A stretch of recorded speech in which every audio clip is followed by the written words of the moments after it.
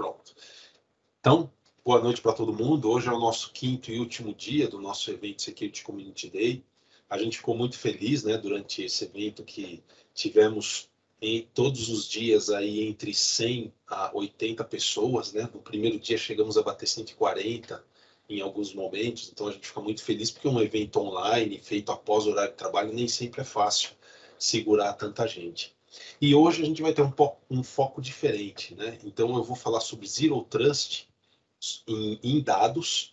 Então, vamos usar como exemplo aqui o SQL, o Oracle ou outro banco de dados, mas a ideia é como que eu protejo o meu banco de dados, Zero Trust no banco de dados, que é uma coisa que poucos aplicam. A gente aplica muito Zero Trust na autenticação, aplica muito Zero Trust nos dispositivos, móveis ou não, mas a gente poucas vezes lembra que precisa ter Zero Trust no banco de dados, e não é tão simples.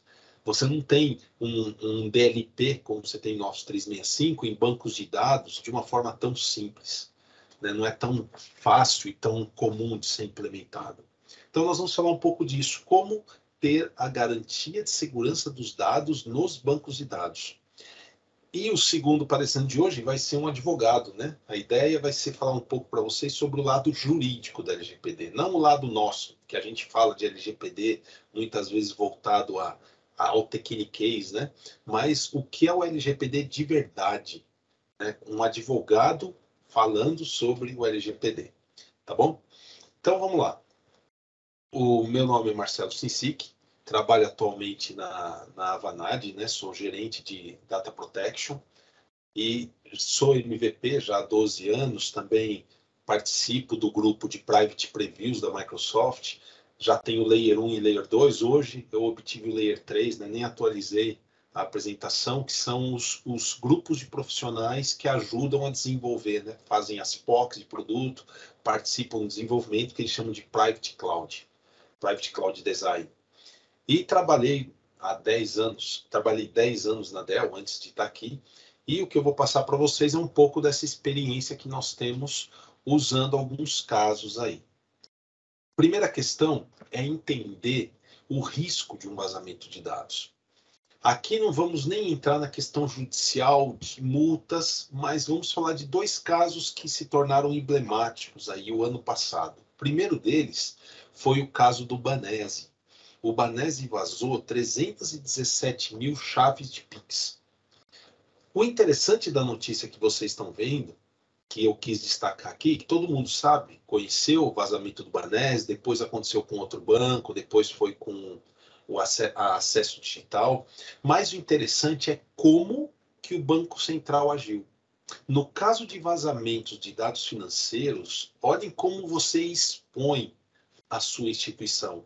Os dados, eles são compartilhados, o vazamento é compartilhado com o Banco Central, e o Banco Central é que faz a divulgação. Então, imagine que você é uma empresa que tem um banco financeiro. Então, hoje tem vários aí. Mercado Livre virou banco financeiro, Magazine Luiza, PagPay e tantas outras. PicPay, né? Tem também. Todos eles estão sujeitos ao Banco Central, por terem dados de Pix, que são compartilhados. E um vazamento, ele é tornado público pelos canais oficiais do Banco Central. Então, imaginem a desconfiança que o seu cliente vai ter em ter uma conta em que o Banco Central expôs. Mas é parte da lei de segurança, né? E uma coisa interessante, uma das coisas que o Banco Central cobra dos clientes é, no momento que houve vazamento, que ações você tinha efetivas, que ações você tomou para estancar quando você descobriu, e o que você vai fazer para voltar a operar agora sem aquele mesmo problema de segurança. Ou seja, você tem que conhecer muito bem seu ambiente. Mas acho que a maioria aqui não está preocupado, né? Eu sou de uma empresa de consultoria, sou da Vanade, o Johnson é da Burger King, temos outras pessoas aqui de outras empresas, então todo mundo deve pensar, mas isso aí não é um problema, porque eu não sou instituição financeira. Ah, é um problema sim. Olha só o caso da Renner. Quando a Renner passou pelo vazamento, aconteceu a mesma coisa. O Procon notificou publicamente a Renner sobre o que eles tinham, o que aconteceu e como que eles iam remediar para aquilo nunca mais acontecer. Ou seja, é a mesma coisa. Assim como o Banco Central exigiu do Banese saber como que eles garantiam que os dados estavam protegidos antes, como que eles garantem que aquilo não vai acontecer de novo, e como que eles, ou melhor, como que eles garantem o que vazou e como eles estancaram, e como garantir que não aconteça novamente. Ou seja, um foi notificado pelo Banco Central, o outro pelo Procon. Nós vimos aí casos recentes envolvendo Americanas, né, que também teve problemas aí de vazamento. Não se sabe, na verdade, se teve vazamentos, né, mas houve ali a queda da aplicação. Teve até alguns bancos recentes que passaram por isso também, né? Só caso de chave de Pix, já estamos aí com 3, né, nos últimos meses. Isso demonstra o quê? Que existe uma preocupação muito forte, não só em relação a dados bancários, a fraudes financeiras, a dados financeiros que vazem, mas também em relação a empresas. E o Ministério Público, quando ele aplica as famosas leis da privacidade, essas leis, né, da LGPD é 2% do faturamento anual ou 50 milhões por infração. Essa informação que vocês estão vendo aqui está no site do Ministério Público Federal, né? Então, o Ministério Público Federal já se engajou na forma de trabalhar com isso. E aí vem algumas questões. Então, a gente levanta algumas preocupações. Por exemplo, primeira preocupação, como que eu garanto que meus dados estão seguros? Como que eu sei aonde é que meus dados podem vazar? Então, primeira parte do que nós vamos falar aqui em cima de um dos casos com que eu trabalhei. Vamos falar primeiro sobre os desafios. O primeiro desafio é o seguinte: a falta de utilização de recursos de segurança adequados. É muito comum, quando nós falamos em instituição financeira ou qualquer outro tipo de empresa, que não se tem uma real dimensão dos dados que eu tenho. Então, é muito comum que os dados não estejam bem protegidos, que os dados estejam expostos e que ninguém esteja vendo isso. É muito mais comum do que parece. Então, um dos desafios, o primeiro desafio que a gente começa, é o desafio de não utilizar SSO nem MFA. Então, o uso de senhas comuns, né, a senha DBA, né, que é chamada, né? Então, o meu usuário, Marcelo DBA, com senha 1234, sendo que eu tenho um Active Directory. Por que eu não estou usando senhas integradas? O segundo problema é se guardar arquivos flat file das aplicações com usuários e senhas. Então, né, tem lá um XML que todos os usuários utilizam, e esse XML está lá aberto, às vezes até no GitHub, né, com os usuários ali de produção, às vezes, mesmo que sejam usuários só de desenvolvimento.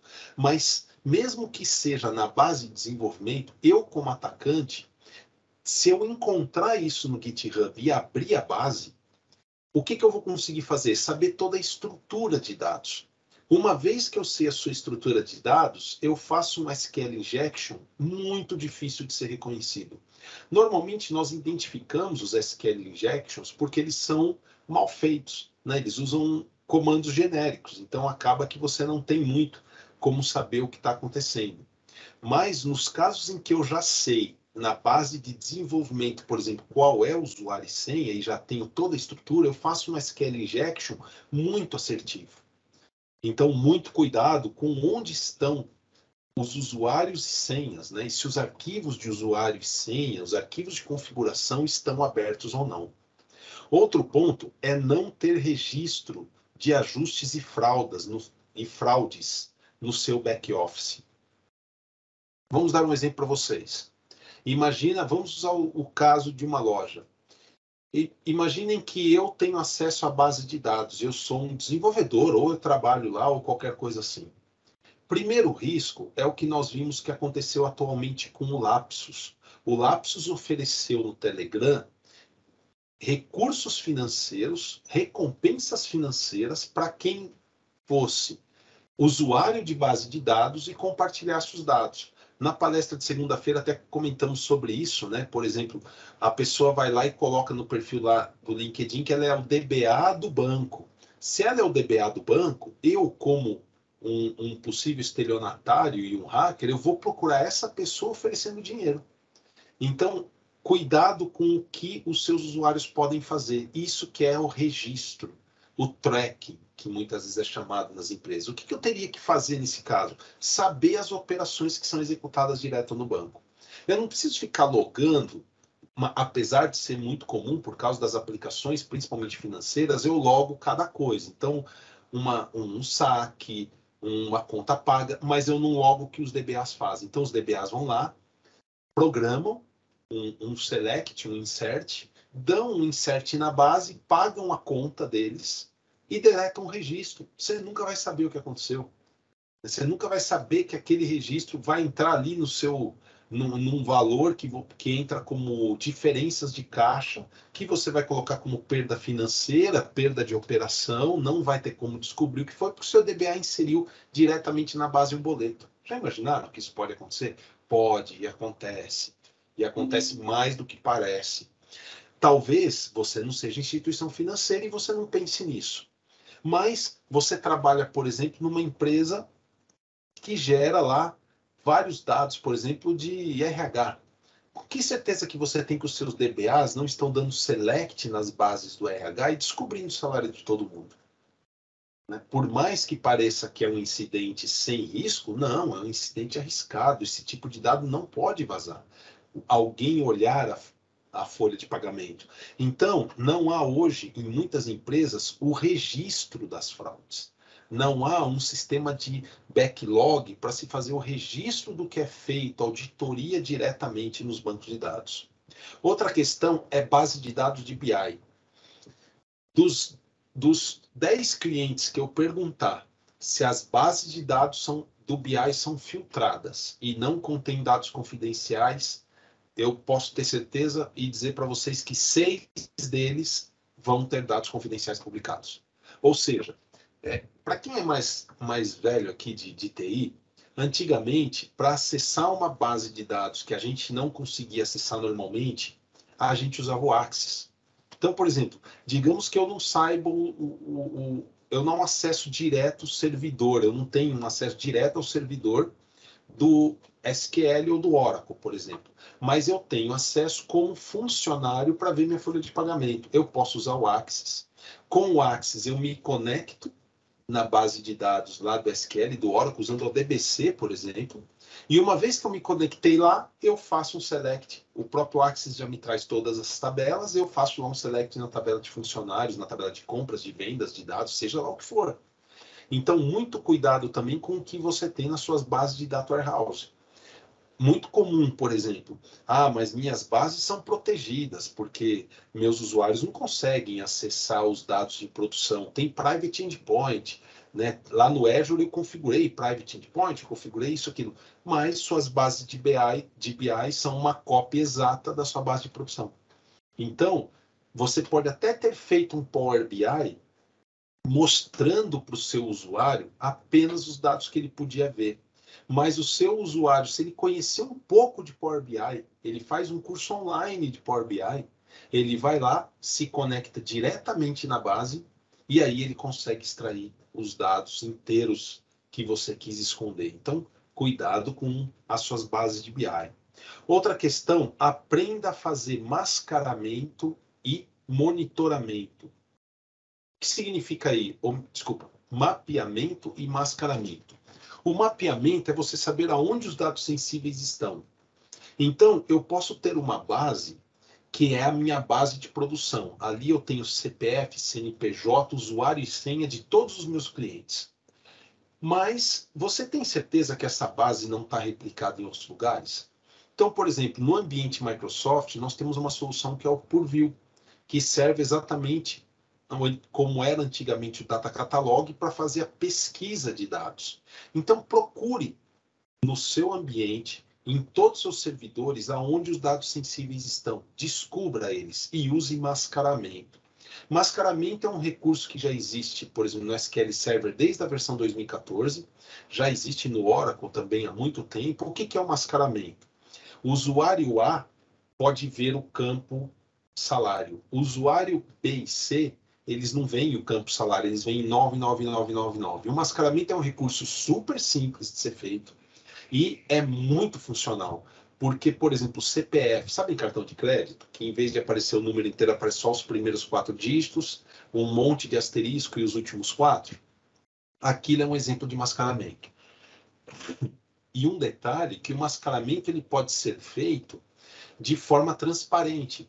Então, se eu sou um usuário que tem a permissão de ver o campo cartão de crédito, eu vou ver o número inteiro. Mas se eu não tenho permissão, eu posso ver, por exemplo, 9999, 9999, 9999 e os últimos 4 dígitos. O mascaramento é muito simples de ser feito em qualquer base de dados que o comporte, mas poucos fazem.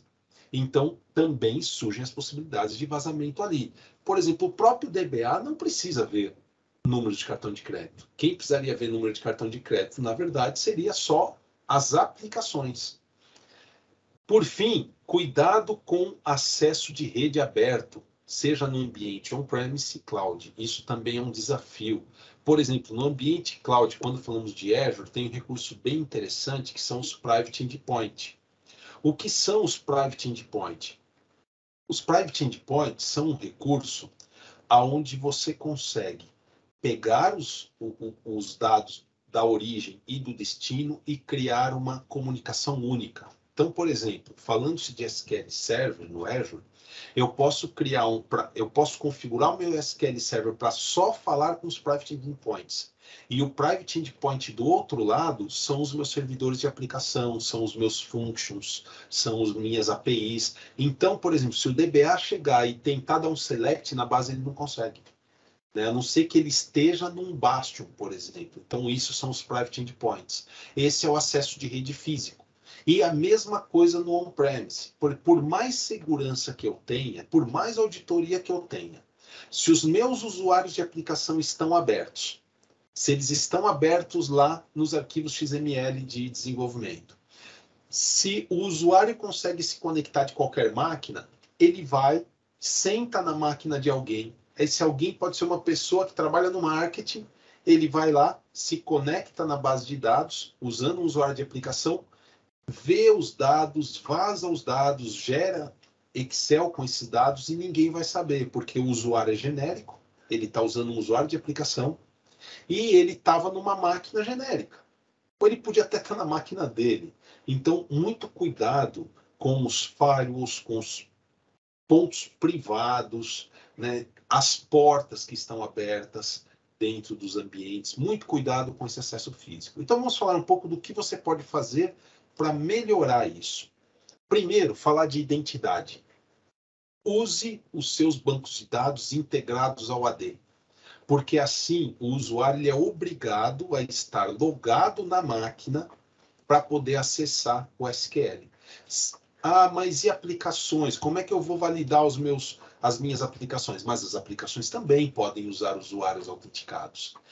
Para os usuários que são DBAs, habilite o MFA. Nunca deixe de habilitar segundo fator. As aplicações não vão ter segundo fator. Vem a pergunta de sempre. Podem, o Private Endpoint já é um segundo fator, né? Quer dizer, apenas aquela máquina pode se logar. E uma coisa interessante, você tem no SQL e no Oracle, e até no DB2, antigamente no DB2 já existia esse conceito, que é chamado de usuário de aplicação. O que é o usuário de aplicação? É um usuário que você se loga com ele durante a sessão.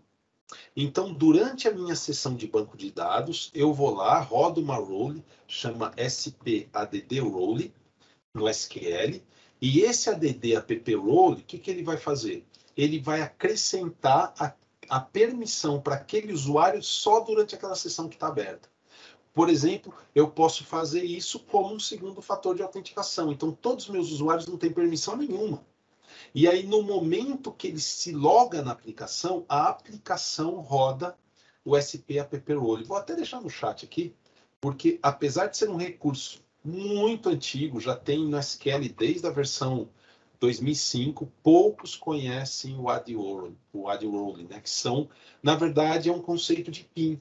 Sabe aquele PIN ou PAN que nós usamos no AD normal, que a gente vai lá e diz por quanto tempo o usuário tem que ter permissão? Você tem a mesma coisa na SQL Server e no Oracle. É o conceito de role dinâmica, né? Você dá a permissão dinamicamente. Outra coisa, remova acessos individuais. Usuários não precisam acessar a base. Crie aplicações, APIs, web services para isso. Então, em vez do seu usuário de BI se conectar diretamente na base do Power BI, você pode, por exemplo, criar um web service para ele fazer isso, que exponha os dados que ele precise. É claro, pessoal, que quando nós falamos disso aqui, tudo que nós estamos dizendo vai ser um pouco mais complicado, mas a segurança ela é complicada. Quem aqui trabalha com segurança tradicional e fala num firewall sabe a complicação que é. Cada vez que você instala um aplicativo de cloud, você precisa saber que portas aquele aplicativo tem, que IPs que ele fala, que URLs que ele fala. É a mesma coisa, você vai começar a ter mais cuidado. E detalhe, cuidado com seus dados, que é o teu principal item a ser protegido. Também cuidado com, lembrando lá do mascaramento, com quem pode ver o que é perigoso. Vamos falar agora um pouco sobre o acesso das aplicações. Mapeie todas as conexões. Use aplicativos que façam mapeamento de arquivos físicos e procure se não tem nenhum XML, se não tem nenhum JSON no seu ambiente, principalmente publicados no GitHub, que contenham usuários e senhas. Não importa se é de produção, desenvolvimento ou homologação. Usuários e senhas deveriam sempre estar criptografados. Outro ponto, além da própria criptografia de dados, é registrar usando as senhas em cofres. Você tem produtos aí no mercado como senha segura, como o próprio PIN da Microsoft, para casos que são Azure ou outras soluções. Guarde tudo em cofre. Não deixe que os seus usuários tenham as senhas anotadas lá nos notepads. Isso é óbvio, né? Em qualquer modelo aí de usuário e usuário e senha. E como falamos, use o conceito de Private Endpoints. Os seus bancos de dados deveriam sempre estar configurados com firewalls habilitados e com pontos de acesso específicos para portas específicas. Assim você garante a segurança. Muitas aplicações seguras, a aplicação front-end não tem acesso ao dado nunca. Você tem a camada de negócios. Antigamente a gente chamava isso de Windows DNA, né? Aplicação em 3 camadas, mas o conceito é esse mesmo. O acesso ao dado é sempre feito de uma camada intermediária, exatamente para evitar que quem consiga, por exemplo, invadir um celular, invadir o seu front-end, não consiga chegar diretamente aos dados. Ele vai chegar no teu API Gateway, por exemplo, mas ele não vai chegar diretamente nos seus dados. Proteção de dados. Mais uma vez, que solução você tem que ter? Conhecer os seus dados. De nada adianta você proteger o seu servidor de produção, mas o seu servidor de homologação ser um restore de produção de um mês atrás. Eu não estou mais preocupado, lembra-se daquelas notícias que nós vimos no começo? Eu não estou mais preocupado só com os dados atuais, eu estou preocupado com vazamento de dados históricos. Por exemplo, um dos casos de vazamento de PIX aconteceu há um bom tempo antes de ser notificado. Então, minha preocupação é que os dados vazem a qualquer momento. Então, eu preciso saber onde são usados os backups, onde eles estão, será que esses dados eles estão seguros mesmo em outras bases? E, por fim, tem alguma solução de auditoria. Você deveria ter um sistema que todo comando executado, por exemplo, na tabela de salários, todo o update, insert e delete executados nas tabelas de pedido, de ajuste financeiro, no caso de bancos, de transações financeiras, de boletos e aí por diante, todos esses dados deveriam estar auditados. Isso significa, por exemplo, no SQL Server e no Oracle, ligar a auditoria do próprio servidor. Eles já têm esse recurso. Só que eu não preciso ligar isso para tudo. Por exemplo, eu posso ligar na tabela de salários, eu ligo lá para update, delete, insert e select, porque a tabela de salários ela é importante. Mas para outras tabelas, talvez eu não precise de auditoria. Você pode habilitar, por exemplo, auditoria só para update e insert. Mas uma tabela, por exemplo, onde exista números de cartão de crédito, eu vou habilitar a auditoria no select. Porque minha preocupação é que alguém liste os números de cartão de crédito. E eu não tenho como saber, porque na sua aplicação você tem auditoria, mas você não tem auditoria no acesso direto ao dado, e você deveria ter. Outro ponto, mapeie ocorrências suspeitas. Então, faça um sistema de tracking. Por exemplo, digamos que aqui nós temos o Anderson, que está aqui hoje com a gente. O Anderson é um dos que tem acesso à base de dados. Por ele ter acesso direto à base, periodicamente eu vou executar uma auditoria no log e vou ver todos os comandos selects que ele executou. Por exemplo, será que não estão sendo abertos chamados para operações? Por que que o Anderson alterou um número de cartão de crédito ou fez select na tabela de cartão de créditos se o Anderson ele não tinha um chamado aberto? Todos os dados que forem alterados diretamente da base deveriam ter um chamado do saque, por exemplo. Num dos clientes que nós atuamos, essa foi uma das questões que foi levantada ali. Toda alteração feita em banco de dados, todo acesso à tabela de cartões de crédito, tinha um chamado no saque para que aquilo tivesse sido feito, com o número do cartão de crédito ou o código do cliente que o cartão de crédito tinha que ser deletado. Então, por exemplo, se o código do cliente que estava com problema no cartão era o cliente 10, por que que o Anderson rodou consulta pedindo o top 1000 cartões de crédito? Para que que ele fez top 1000? Por pura curiosidade, ele só tinha que ter entrado lá e dado um select no cliente 10. Então, essa auditoria tem que ser feita periodicamente. De nada adianta tudo que a gente está falando de você ter um sistema de track, auditoria, se você não olhar, né? Em um dos clientes que nós atuamos, estavam tendo alguns casos de vazamento de informações, inclusive dos próprios funcionários. Qual foi depois de implementar as soluções, qual foi o resultado? 0 ocorrências de fraude. Durante o período que estávamos ali fazendo todo o processo de auditoria e levantando o que estava acontecendo, não houve mais fraudes. Porque os próprios funcionários se deram conta de que de agora em diante eles estavam sendo auditados. Se eles estão sendo auditados, eles não vão fazer. Quem aqui não lembra de uma história, né? Alguns talvez lembrem, mas vão lembrar aí de um caso antigo, de um dos atendentes de telemarketing, não lembro qual exatamente foi o telemarketing, mas que o atendente foi e vazou o histórico médico do Roberto Carlos, de outras personalidades, usando o acesso que ele tinha ao sistema lá do convênio médico. Ele conseguiu ler todo o histórico médico e isso se tornou público. Recentemente teve o caso também, né, com o próprio presidente Bolsonaro aconteceu isso, né? Vazaram os laudos médicos, outros casos também aconteceram recente dos médicos vazarem entre si. É claro que uma vez que você deixa claro para os seus funcionários o nível de auditoria que você tem, algumas empresas dizem assim, eu não vou contar para ninguém que eu audito porque eu quero pegar o cara no pulo. Não espere isso acontecer. Porque se você não diz que você tem auditoria, não deixa claro que você tem um departamento de compliance e que esse departamento de compliance atua, quando o seu log de auditoria for visto e descobrir que algo vazou, o que adianta? Já vazou, né? Já vazou, agora você vai só mandar o cara embora. Lembrando aí o caso recente do Neymar dos 200 mil, né? O cara que roubou o dinheiro do Neymar era um atendente de telemarketing. Ele foi lá, pegou os dados do Neymar na base e sabe-se lá se foi só do Neymar, né? Ele disse que pegou só do Neymar porque ele disse que o Neymar não ia notar. Mas notaram como é importante? Então, é o que o Alisson comentou agora aqui no chat, né? Seja transparente, que existem controles, evite o vazamento, não fique querendo pegar o ladrão no pulo. É a mesma coisa que você falar assim, não, eu vou viajar, vou deixar minha porta aberta, mas eu coloquei uma câmera, depois eu vou ter a imagem do cara que roubou minha casa e detonou minha casa. Para quê? Não era mais fácil ter colocado uma plaquinha, né, da Verisure, se é o caso, ou ter colocado trancas?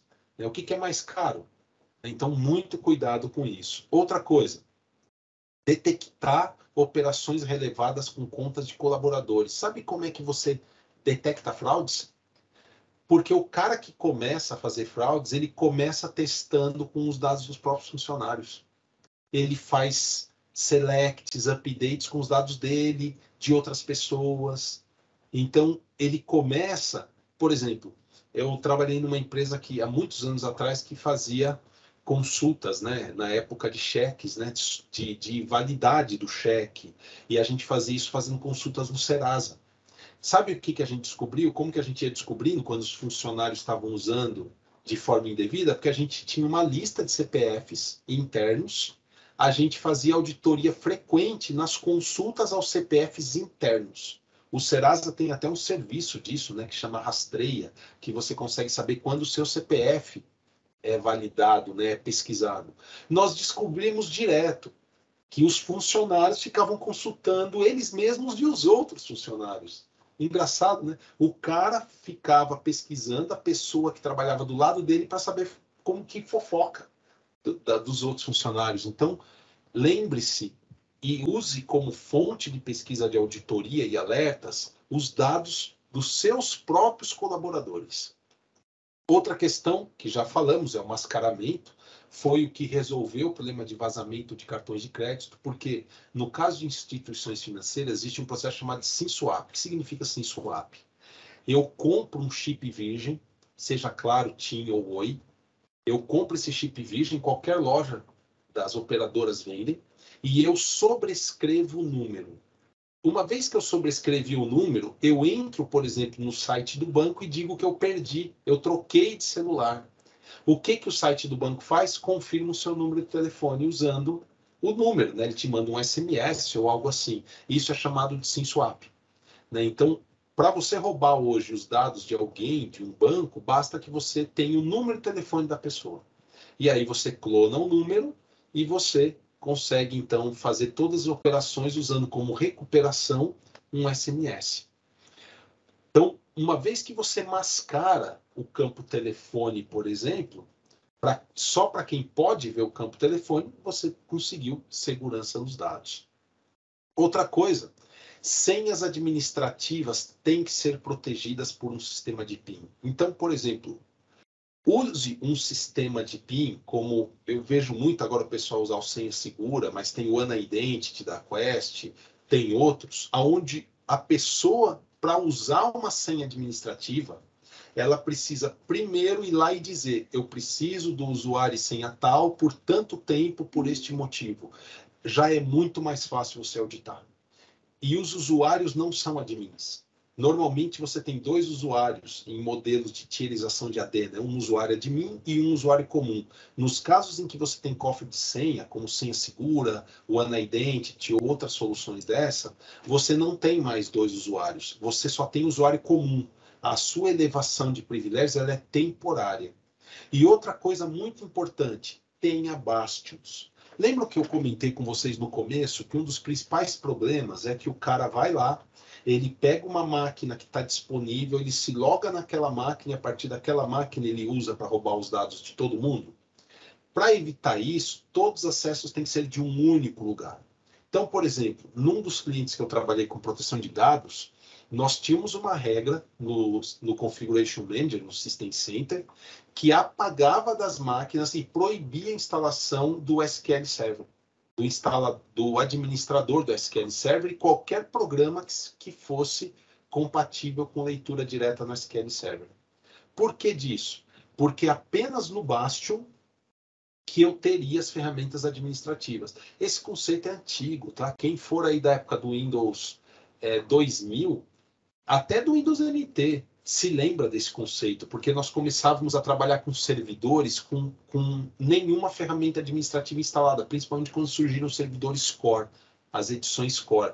E aí sempre existia aquele conceito, crie uma estação de gerenciamento. O que era uma estação de gerenciamento?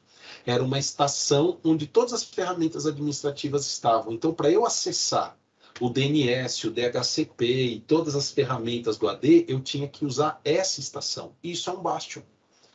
O bom do Bastion é que, assim como os softwares de proteção de senha, os Bastions, eles são também Just-in-Time Activation, ou seja, eu vou acessar, por exemplo, digamos que eu recebi 2 chamados do saque para arrumar os dados diretamente na base do cliente. Primeiro problema, não deveria ter acesso direto na base para resolver problema, né? Deveria ter uma tela para isso, mas tudo bem. Tem casos em que realmente o DBA tem lá que fazer, por exemplo, parou um job, ele tem que ir lá e fazer um ajuste. Mas, para ele poder fazer isso, primeiro, o que ele precisa ter? Um chamado. Precisa ser registrado, ou pelo saque, ou ter uma change request, ou qualquer coisa. Uma vez que ele tem isso, qual é o segundo passo? Ele vai ativar os direitos administrativos dele usando alguma ferramenta de PIN. Seja senha segura, seja o Unident ou qualquer outra. Terceiro passo, ele vai ter que ativar a máquina administrativa da SQL que está lá dentro do Azure, que é um Bastion, que é uma máquina com todos os tipos de antivírus e proteções que você pode imaginar, e só essa máquina acessa. Ele tem que ir lá, ativar a máquina, porque é o Just-in-Time Activation, aquela máquina só permite comunicação durante um período específico para poder acessar os dados. É burocrático? De novo, pessoal, é burocrático, mas é necessário. Então, vamos fazer um checklist do que você deve olhar? Então, vamos lá. Primeiro, nos seus bancos de dados, o que você precisa se preocupar? Controle de acesso lógico, quem é que acessa, quem são os logins, se você tem cofre de senha, evitar aquele modo de autenticação misto, trabalhar sempre com um modo integrado, ter logs de acesso e de queries. Na questão aí da pesquisa de dados sensíveis, tem uma ferramenta como o Purview, o IBM Guardian ou outra que faça o mapeamento, que faça o seu data catalog, descubra onde você tem número de cartão de crédito dentro da empresa. Você vai com certeza descobrir que tem várias bases de dados onde o número de cartão de crédito também existe. Cuidado com isso. Cuidado também com os dados do BI. Lembre-se, o seu data warehouse é um buraco sem fundo de dados, se você não olhou eles muito bem. Outra questão, a visibilidade dos dados. Quem pode ver os dados? Trabalhe com o conceito de mascaramento e anonimização. Mascaramento e anonimização são muito parecidos. Mascaramento é dinâmico. Você diz, por exemplo, número de cartão de crédito só pode ser visto por usuário ABC. Já a anonimização é quando eu normalmente estou transferindo dados, onde eu simplesmente vou lá e dou um update para aquele dado ficar elegível. Mas cuidado com quem vê esses dados. E, de novo, cuidado com quem enxerga todos os dados no BI. E outro dado importante, cuidado com jobs. Sabe o que é o cuidado com jobs? É aquele job que ele está executando lá e alguém pode ir lá e alterar o job e você não vai saber. Porque o job tem full access. Então, ele vai lá, faz o que ele quiser, faz miséria, vaza dados e ninguém sabe porque não foi usuário sim um job. Controle o acesso físico, utilize private endpoints, utilize firewall, utilize Bastion, utilize sistemas de PIN e de PAN. E nas aplicações? Primeiro item, cuidado com os arquivos de configuração, cuidado com o que é colocado no GitHub, com o que está na sua esteira. Verifique se lá na sua esteira usuários e senhas não estão abertos aos desenvolvedores. Criptografe os arquivos de comunicação, de configuração, ou trabalhe com o Key Vaults, onde a senha está lá no Key Vault. Então, suas aplicações apenas têm a chave de acesso, mas não tem o segredo. Então, trabalhe com modelos de arquivos de configuração seguros. Outro ponto, agora falando de tracking. Lembra-se que eu já falei bastante sobre isso, já conversamos aqui bastante sobre isso. Tenha log de todas as tabelas, todos os dados que contêm sensibilidade, tenha um log disso. E lembre-se, bata esses logs com chamados. E aí entra a questão da interface. Você tem que ter uma interface não administrativa, onde tanto os administradores possam fazer operações, quanto também você ter um mapeamento do que é feito, um log do que é feito. Saiba bem quem entrou e quem não entrou, principalmente aqueles que entram fora da aplicação. Então, todo comando que não foi rodado pelas aplicações, eu tinha que saber por que ele foi rodado. Não deveria ter sido rodado fora das aplicações. Eu preciso saber por que aquela pessoa fez aquilo. Outra questão também nas interfaces administrativas. Cuidado com quem acessa as ferramentas administrativas do SQL. Vale os mesmos princípios de antes. Cruze essas queries com algum tipo de registro. A gente bate bastante nos clientes que têm dados sensíveis na questão de que todo acesso a dados sensíveis e todo acesso privilegiado deveria ser logado. Alguns programas como o OneIdentity, o Change Auditor da Quest, a família Change Auditor da Quest, ou também o Senha Segura, eles chegam ao ponto de filmar o que está sendo feito. Eles filmam. Eles fazem ou prints de tela ou filmagens do que o usuário está fazendo enquanto ele está com aquele acesso privilegiado. Legal, né? Então, fica algo bem interessante. No final, como que seu ambiente deveria estar para ser considerado seguro? Primeiro, não ter ninguém, ou o mínimo, ninguém não dá, né? Mas ter o mínimo possível de DBAs e owners. Eu não deveria ter DBAs nem DB owners. Para quem não é de banco de dados, DBA é o administrador geral, DB owner é o admin de uma base. Você deveria ter muito poucos. Segundo, ao final, você tem que entregar um modelo de MFA. O MFA, nesse caso, lembre-se que ele vai valer para o usuário que se loga, mas ele também vai valer para aplicações. Mas como que eu faço um MFA para aplicações? Vale o mesmo princípio. O teu MFA vai ser o próprio servidor. Então, você vai garantir que aqueles comandos e que aquele usuário de aplicação só possam vir de determinado application gateway.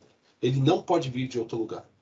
Então, é comum, como falamos antes, a cadeia de APIs. Né? Você tem uma API só para acessar dados e uma API para expor os dados. Exatamente porque usuário, senha e acesso estão nessa API de acesso aos dados e não na API de exposição. Outra questão, saiba cada conta de aplicação e criptografe. Dados sensíveis. Você deveria ter uma lista de todos os usuários e aplicações que podem burlar o mascaramento, ou seja, que não estão sujeitos ao mascaramento. Você sabe hoje, se você tem mascaramento implementado, quais são os usuários e aplicações que podem ver cartão de crédito não mascarado? E detalhe, tá? Se nós formos falar em SQL, mascaramento de dados no SQL é muito simples de fazer, tá? Vou até fazer uma pesquisa simples aqui de Google. Mascaramento de dados SQL Server. Ele é muito simples de ser feito. Faz desde o SQL 2014, ou melhor, 2016, né? Que ele começou. Mas são comandos muito simples, em que você cria a máscara e depois você diz quem pode ver os dados não mascarados. E você resolve metade dos seus problemas de vazamento só de ter uma lista restrita de quem pode mascarar dados, tá? Então, saiba usar esse recurso também. O outro ponto aí é a questão de você ter também a gestão dos alertas a dados automáticos. Então, por exemplo, cria um sistema de alerta. No caso do SQL Server, se for no Azure, você já tem isso. Lá no SQL Server, você liga a auditoria e você já tem o recurso de alerta. Então, eu posso criar um alerta que todas as vezes que a base de dados de salários for acessada, que não seja o usuário da folha de pagamento, ele tem que me mandar um alerta imediato. Então, por exemplo, se o Johnson foi lá e rodou um select na base de dados de cargos e salários, automaticamente eu já recebo no meu e-mail um aviso, um alerta. E em Oracle e SQL Server On-Prem, você pode fazer isso usando os jobs ou alertas mesmo. Ele tem triggers, né? Por exemplo, em um dos clientes que eu estava, nós criamos triggers de DDL, que se chamam. Todas as vezes que era rodado um comando em uma base e que quem estava rodando aquele comando não era o usuário da aplicação, ele mandava um aviso, mandava um e-mail de dentro do SQL. Isso não é difícil de ser feito, tá? Outra questão também, agora o acesso físico. Lembram dos acessos? Bastions, Private Endpoints, apenas servidores de aplicação. E por fim, pessoal, uma coisa que sempre passa desapercebido. Eu até vou voltar aqui num slide. Lembram-se desses casos aqui? Do Banese e da Renner? O que o Procon e o Banco Central pediram? Qual é o plano que vocês têm para voltar a operar? Ou seja, tenha um plano de retorno. O que significa um plano de retorno? Digamos que está aqui, o André Paulo está aqui hoje com a gente. Eu chego para o André Paulo e falo o seguinte: eu sou o administrador, ou eu sou um Bacen, ou alguém que detectou vazamento de dados na empresa do André Paulo. O André Paulo, ele tem uma lista de todos os usuários, senhas e arquivos de conexão das aplicações? Se ele não tiver, ele está ferrado. Sabe por quê? Por que algumas empresas, quando sofrem vazamento, demoram tanto tempo para voltar a operar? Porque eles não mapearam as strings de conexão. Então, eles não sabem onde alterar o usuário e senha. Então, por exemplo, foi lá o Caio, que está aqui, e teve o vazamento. Só que o Caio, ele tem uma lista de todas as strings de conexão que são usadas. Ele vai lá nas strings de conexão, ele vai resetar a senha do usuário de aplicação, mas ele tem que ir nos arquivos de configuração e fazer o quê? Mudar lá. Só que sabe por que o Caio foi esperto? Porque ele já tem uma lista, ele sabe lá os 20 arquivos que guardam usuários e senhas para as aplicações. Ou ele tem um Key Vault. Aí ele vai lá no Key Vault, muda a senha e vai nas aplicações e muda a chave de acesso àquela senha também. Agora, o Caio tinha isso, o André Paulo não tinha. Vocês concordam que o André Paulo vai demorar dias para o sistema voltar? Dias. Nós atuamos num caso aqui na Vanad de um vazamento em que o vazamento foi estancado na hora, mas os sistemas para voltar a operar demorou 5 dias. 5 dias. Foram voltando aos poucos. Sabem por quê? Não tinha mapeamento de que aplicações usavam que usuários e onde os arquivos estavam para mudar o usuário e senha que tinha vazado. Porque uma vez que mudou o usuário chamado app, por exemplo, se o meu usuário chamava app acesso, uma vez que o app acesso vazou, eu tenho que criar um novo usuário, que eu vou chamar de app novo acesso, por exemplo. Mas vocês concordam que se eu não sei os arquivos de configuração, eu não sei aonde mudar? E aí o que acontece? Que opção que eu tenho? Deixa o usuário antigo, o app acesso, mas o app acesso vazou. Então, no momento que todo vazamento é assim, tá? Toda vez que você tem um vazamento de dados, a primeira ação que você faz é o quê? Resetar todas as senhas que têm acesso àquele dado vazado. Resetou, você precisa mudar os seus arquivos de configuração das aplicações, mas você não sabe aonde. Então, pessoal, é o seguinte: tenha um plano de crise, tenha um BCP, que é o Business Continuity Plan, onde você tem que saber exatamente, caso você precise, agora, se eu chegar para vocês e falar agora, aqui para os que estão online, precisamos resetar imediatamente todas as senhas de usuários porque o nosso sistema vazou. Está vazando dados porque apareceu já uma mensagem de vazamento. Primeiro que você nem sabe que usuários são. Aí pronto, você já se ferrou, né? Você vai ter que zerar assim todo mundo indiscriminadamente. Segundo, quando você zerar as senhas, quando você resetar as senhas, você não sabe onde arrumar para os sistemas voltar a funcionar. E todos os sistemas começam a dar access denied. Né? E detalhe, no caso de senhas de aplicação, usuários de senhas de aplicação, você nem reseta, você deleta e cria outro. É o mais seguro. Notaram, então, o que você precisa ter para ter um ambiente seguro? Então é isso, pessoal. Nós falamos aí bastante. A ideia aqui, então, não é mostrar nada técnico, né? Apesar de falarmos um pouco aí sobre alguns recursos que bancos de dados em geral têm, mas a ideia aqui é essa mesmo. Então, aqui nós falamos de LGPD, quando falamos em anonimização, mascaramento, estamos falando de LGPD. Quando falamos aqui sobre sistemas de tracking, sistemas de controle de acesso, também estamos falando de auditoria e segurança, que também faz parte, né, das boas normas aí de PCI, de ISO e aí vai, que também fazem parte dos padrões da LGPD. Quando falamos aqui em programas como Senha Segura, Change Auditor ou OneIdent, estamos falando de sistemas de Zero Trust, de acesso, PIN, né? Estamos falando de PIN, de PAN, de acesso controlado. Quando falamos de Bastion, estamos falando de acesso físico. Quando citamos aqui arquivos de configuração estarem criptografados, mapeados e não terem acesso, estamos falando de DevSecOps. E um detalhe que nós não comentamos aqui. Se você não tem na sua esteira de produção de desenvolvimento um software como um Clarify da vida, muito cuidado. Por quê? Hoje, as principais brechas de segurança são backdoors criados pelos próprios desenvolvedores. O cara vai lá, cria uma função escondida lá no sistema, onde ele consegue passar um select e trazer de retorno uma tabela. Ele pode... Sabem quantas linhas de código eu preciso para fazer uma funçãozinha escondida dentro do sistema que eu passo como parâmetro a string do SQL e ele devolve para mim um objeto data table? 4 linhas de código. Eu simplesmente declaro uma função onde o parâmetro é uma string e o retorno é um data table, e ali nas minhas 4 linhas de código eu conecto, eu executo aquela linha, converto aquela linha em um data table e dou um return no objeto para mim. E detalhe, eu não preciso ter acesso para fazer isso, porque eu coloquei essa função dentro do meu sistema. Você tem auditoria de código na sua empresa? Você tem certeza que todos os códigos que estão lá, uma das práticas de DevSecOps, tem certeza que todos os seus códigos que estão lá são necessários? Não tem funções ali que não são necessárias e que talvez retornem dados demais? Então, muito cuidado aí com todos esses parâmetros. Então é isso, pessoal. Eu vou só ver se tem alguma pergunta aqui.